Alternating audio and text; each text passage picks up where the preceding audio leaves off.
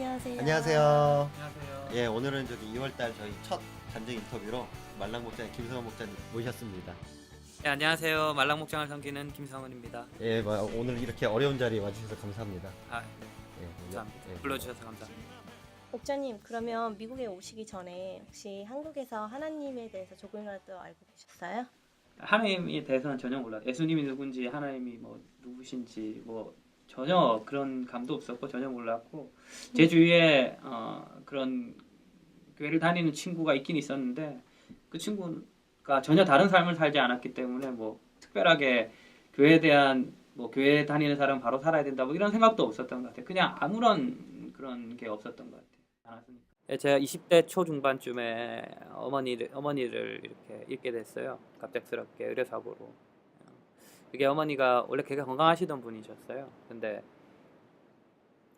목욕탕에 가셨나? 그래서 가셔서 한번 쓰러지셨는데 거기서 이렇게 병원에 그래 혹시나 싶어서 병원에 가봤는데 병원에서 이제 뇌혈관 쪽에 이렇게 혈관이 조금 막혀 있다고 나중에 이게 나이가 좀 더 들면 이게 중풍이 올 수도 있다고 그래서 간단한 시술이 30분만 할 정도로 간단한 시술이니까 병원에서 해보자고 얘기를 하셔가지고 그래서 어머니가 병원에 가서 시술을 했어요. 근데 그때 갔던 그 병원이 지금은 이제 제가 아는데 천주교 병원이었어요. 근데 저는 그때 당시에는 뭐 그냥 십자가 달린 병원이라서 교회인지 천주교인지 구분도 못할 때였기 때문에 그냥 뭐 하느님, 예수님 뭐 이런 구분도 못할 때였으니까 그런 병원이었어요. 그래서 어머니가 그래서 이제 병원에 들어가셔가지고 시술을 했는데 그 병원이 처음으로 그런 시술을 하는 곳이었어요.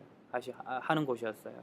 그래가지고 수술하다가 이제 처음 시도하는 의사가 실수로 뇌혈관을 찌른 거죠. 찔러가지고 이 피가 이렇게 범벅이 돼서 그때 당시에 이렇게 어떻게 수를 썼으면 돌아가시지는 않았을 텐데 의사도 이렇게 당황한 나머지 그냥 도망을 간 거였어요. 그래서 이제 당직 의사가 와서 마취가 깨어나야 되는데 안 깨어나니까 CT를 찍어 보니까 이미 이제 뇌혈관 뇌에 이제 피가 가득 차 있어가지고 더 이상 손을 쓸 수 없는 상황이었죠. 그래서 저는 그때 그게 뭐 큰 수술도 아니었고 뭐 별거 아니라는 그 병원의 말을 듣고 그냥 그때 병원에 가보지도 않았었어요. 안 하다가 그렇게 가보지도 않다가 갑자기 이제 새벽에 아버지께 연락이 오셔가지고 가니까 이미 어머니는 이제 식물인간 상태로 내사 상태로 계셨고 그러고 나서 제가 너무 이렇게 답답한 나머지 제가 어릴 때 이렇게 부모님 말씀을 잘 듣고 이렇게 효도하면서 사는 사람은 아니었어요. 거의 매일 사고치고 뭐 부모님이 학교 찾아오는 것도 거의 대부분이었고 뭐 하루가 멀다고 찾아오셨고 그러고 뭐 학교에다 갖다 바친 돈이 뭐 1억이 넘는다고 말할 정도로 어머니가 그 정도로 학교에서 이렇게 잘 적응하지도 못했고 그래서 거의 뭐 항상 부모님 불효자였죠. 지금 되게 이렇게 한 번도 제대로 이렇게 어머니한테 뭘 해드린 적도 없고 따뜻한 말도 해본 사랑한다는 말도 한 번도 안 해봤던 것 같아요. 제가 지금까지 돌아가시고 나니까 뭐 더 이상 할 수도 없는 상황이었고 이제 그런 상황인데 이제 그런 상황에 이제 조금 나이가 들어서 군대를 갔다 오고 조금 철이 들 때쯤 이제 어머니가 갑자기 돌아가셨으니까 저한테는 너무나 그 상황을 받아들이기 힘든 상황이었어요. 그래서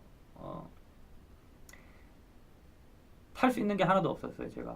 제가 할 수 있는 게 하나도 없었고 진짜 그냥 분노와 그냥 후회와 그런 눈물밖에 나지 않았는데 그러고 있는데 그쪽 병원에 제일 꼭대기층에 예배당이 있었어요. 그러니까 지금 생각하면 그냥 그 조그맣게 만들어놨어요. 그 환자 대기실 옆에다가 이렇게 기도할 수 있는 그런 십자가가 달려있고 예수님이 이렇게 있는 그곳에서 태어나 처음으로 이렇게 기도를 한 걸 해봤어요. 제가 뭐 예수님을 알아서 하느님 알아서 기도한 건 아니고요.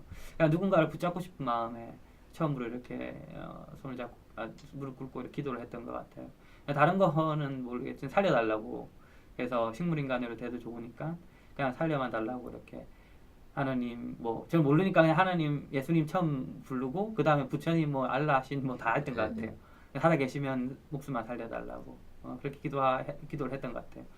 그러고 나서 나왔는데 그날 아침에 이렇게 돌아가셨어요.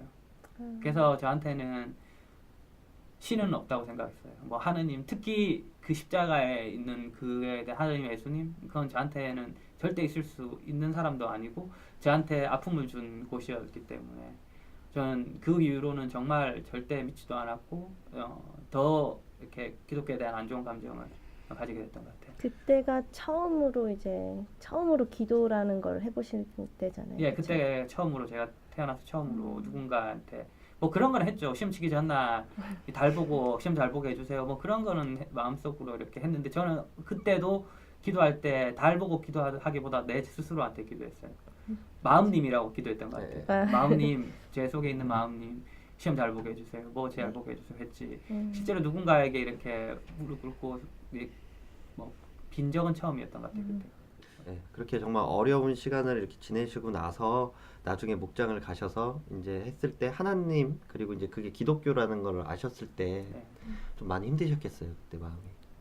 저 처음에는 목장에 나갈 때는 그런 생각이 없었어요. 그게 뭐 교회인지 아닌지도 잘 몰랐고 그냥 그런 모임이라고는 알고 있었지만 제가 뭐 그게 교회 모임이라든지 뭐 특별한 그런 목장이란 곳이 그렇게 막 뭐 기도하고 뭐 찬양을 부르긴 했지만 저는 그냥 그 목적이 사람을 만나고 싶었고 혹시 거기 좋은 여자가 있으면 만나볼까라는 그런 마음도 있었기 때문에 그 외의 거는 안 보였던 것 같아요. 네. 그게 보니까 그때 당시에 기도를 하고 찬양을 했던 게 저한테 그렇게 크게 받아는 안 됐던 것 같아요. 그냥 제 목적이 뚜렷했기 때문에 그 외에는 특별하게 저한테는 없었고 그러고 나서 제가 목장을 처음 나가서 그 목장 목녀님에 대한 그 따뜻함과 사랑을 받으면서 처음에는 저도 한 달 처음에 3달 정도 동안은 나갔다 안 나갔다 그랬던 것 같아요.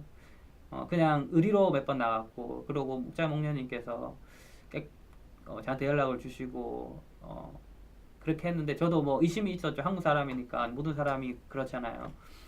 이 사람이 나한테 뭔가를 받기 위해서 뭘 잘해주나? 라는 의심이 되게 많았었고 근데 그런 의심을 한 3달 정도 계속 했던 것 같아요. 그래서 지켜봤던 거죠. 근데 항상 변함은 없었던 것 같아요. 사람이 느껴지잖아요. 어떤 감정으로 나한테 대하는지 처음에는 모르지만 시간이 지나면 느껴지는데 그때 제가 이분들이 나한테 진심으로 사랑을 주고 있구나, 진심으로 따뜻하게 해주는구나, 나한테 뭘 받기 위해서 해주는 건 아니구나라고 그때 한 3개월이 지나서 느꼈던 것 같고 그러고 나서 목장을 계속 의리 때문에 계속 나갔던 것 같아요. 그러면 그렇게 이제 다니시면서 이제 좀 얼었던 마음 그리고 이제 기독교나 교회에 대해 부정적인 시각들이 조금씩 사라지는 와중이었지만 그래도 이제 마음을 딱 먹고 영접을 하게 된 이는 좀 어려웠을 것 같은데 네. 그때는 좀 어떠셨나요? 네. 제가 그러고 의리 때문에 3달 후부터 이렇게 목장을 꾸준히 나가면서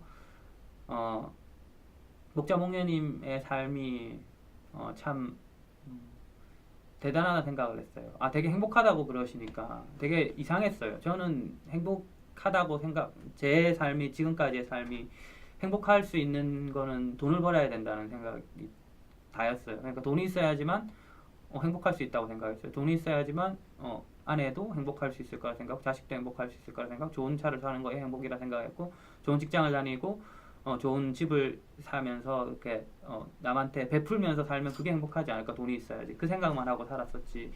그럼 목자님 행복을 추구하셨다고 들었는데 그러면은 예전에 하나님 만나기 전에 생각했던 행복의 삶과 그리고 지금 하나님 만나고 나서 내가 꿈꾸고 그리는 행복한 삶이 어떤 모습인지 다른 점이 있는지 알려주세요.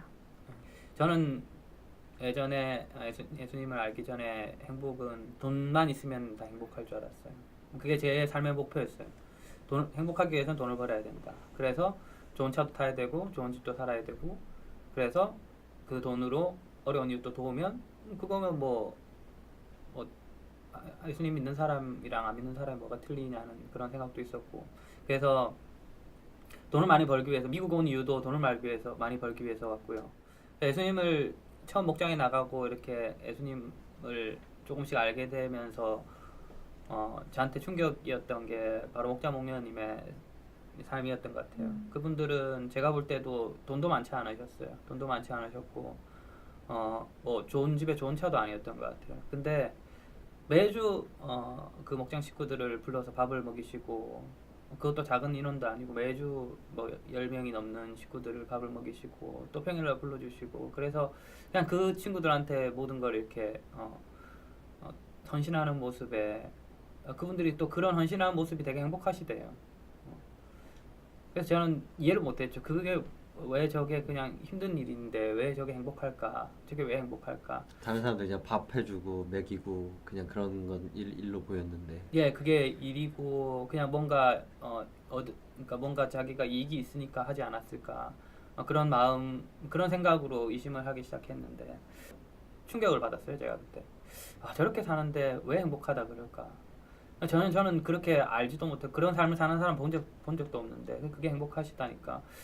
아, 저게 정말 행복한 삶이라면 나도 저렇게 한번 살아보고 싶다는 생각을 하게 됐던 것 같아요. 저분들이 믿는 그 어떤 누구라면 나도 믿어보고 싶고 그러면서 저분들의 삶을 나도 똑같이 살아보고 싶다는 그런 마음이 들었던 것 같아요. 제가 알기로는 영접을 하실 때 마지막으로 딱 걸림돌이 하나 있으셨다고 들었거든요. 저도 아까 방금 전에 얘기했듯이 그 어머니에 대한 거였어요. 제가 얘기했듯이 저는 항상 불효를 하며 살았고 한 번도 이렇게 효도라는 걸 해본 적도 없이 살았잖아요. 그래 살면서 어머니 잃게 됐는데 어머님은 예수님을 전혀 만난 적도 없고 이렇게 뭐 들으신 적은 있으실지 모르겠지만 하여튼 제가 아는 한 어머님은 예수님을 전혀 모르고 돌아가셨어요. 근데 여기서 말하는 천국과 지옥이 있으면 저희 어머니는 지옥에 가 계신 거잖아요. 근데 저는 예수님을 예를 들어 믿게 된다면 저는 천국에 가는 거였어요. 그러면 또 제 생각엔 또 불효를 저지르겠다는 그런 생각이 너무 강했었어요. 그리고 그 병원에서 그렇게 한 그 일이 저한테 아직 용서가 안 됐었고요. 그래서 그 목자목녀님의 제가 이제 목장을 나가면서 그분들이 뭘 원하시는지 그때 알게 됐어요. 그러니까 그런 행복한 삶을 살려면 하나님을 만나야 된다는 거. 그래서 하느님에 의해서 행복해져야 된다는 걸 알게 됐어요. 근데 저는 그렇게 할 수가 없었어요. 그리고 그분들이 원하는 소원이 뭐였냐면 그냥 내가 하나님을 믿고 그렇게 행복한 삶을 살았으면 하는 게 그분들의 소원이었고 그분들이 나를 위해서 기도해 주는 게 그건 제가 알고 나서부터는 마음은 뭔가 움직이는데 걸리는 게 어머니에 대한 게 너무 걸렸었어요. 그래서 목장을 안 나가야겠다는 생각도 했었어요. 마음이 조금 열린 상태였는데도. 그래서 솔직히 처음으로 그 전까지는 목장에 6개월에서 1년 가까이 나가면서 한 번도 어머니에 대한 얘기를 한 적이 없어요. 아니, 저는 그 얘기가 하는 게 저는 싫었었어요. 그냥 누군가에 동정받는 것도 싫었고 누군가에 의해서 이렇게 나의 이렇게 이렇게 아픈 아픔을 모습을 말씀하시는 게. 보이는 것도 싫었기 때문에 한 번도 목장 시작할 때 얘기한 적이 없어요. 근데 처음으로 그때 그런 마음을 느끼고 나서 목장님한테 처음으로 이렇게 말씀을 드렸어요. 그래서 이런 이유 때문에 예수님을 믿기가 너무 힘들다. 그래서 너무 죄송하다고 뭘 원하시는지 너무 잘 아는데 제가 그렇게 해드리지 못해서 너무 죄송하다고 그렇게 말씀드리니까 이제 그때 목장님께서 말씀하신 게 저희가 예수님을 믿어야겠다고 결단하게 된 계기가 됐던 것 같아요. 그게 뭐였냐면 그냥 만약에 천국과 지옥이 있다면 그래도 어머니가 지옥에 가 계신다면 그 삶이 얼마나 힘들겠냐는 거예요. 근데 그 삶에서 자식을 지켜보는 부모님 입장은 어느 부모님이든 자식이 잘 되는 걸 바라지 않는 부모님은 이 세상에 없다고 생각해요. 저도 지금 제가 아기를 낳고 있지만 저도 제 자식이 잘 되는 게 제 소원이지 뭘 잘했어 뭘 이렇게 하는 것보다 그냥 이 친구가 행복하게 그냥 삶을 사는 게 저의 자식에 대한 바람이 있거든요. 어느 부모나 마찬가지라 생각해요. 근데 그런 상황 돌아가셔서 나를 봤을 때 만약에 지옥에 계신다면 내가 다시 지옥에 오기를 원하시겠냐? 아니다. 천국이라는 곳이 있으면 천국에 가서 행복한 삶을 사는 게 그 부모님이 바라시는 거다라는 말씀을 해주시더라고요. 그래서 제가 그때 이게 불효가 아니구나. 그냥 내가 행복해지는 게 어머니가 바라보시는 나의 모습이겠구나 생각을 하게 됐어요. 그러면서 제가 마음이 열렸던 거고. 그래서 계속 목장에 나가면서 예수님을 만나야겠다. 그렇게 결단했던 거예요.